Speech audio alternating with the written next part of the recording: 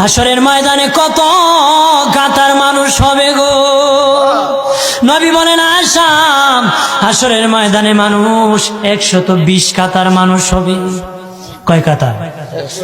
আয়েশা রে, হাসরের ময়দানে 120 কাতার মানুষ। আয়েশা সিদ্দিকা বলেন ইয়া রাসূলুল্লাহ, ইয়া রাসূলুল্লাহ, আমি জানতে চাই আপনার রাসূলুল্লাহর উম্মত কত কাতার হবে? নবী বলেন আয়েশা, আমি রাসূলুল্লাহর উম্মত একাই 80 কাতার হবে।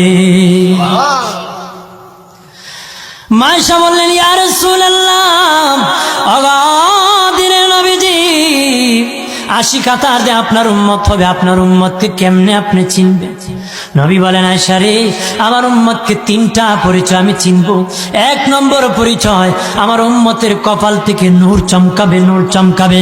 নবী বলে বাবা সাহাবীরাম, অসংখ্য ঘোড়ার মধ্যে যদি কিছু চান কপাল্লা ঘোড়া হয়, এইগুলা চিনতে বড় সহজ হয়।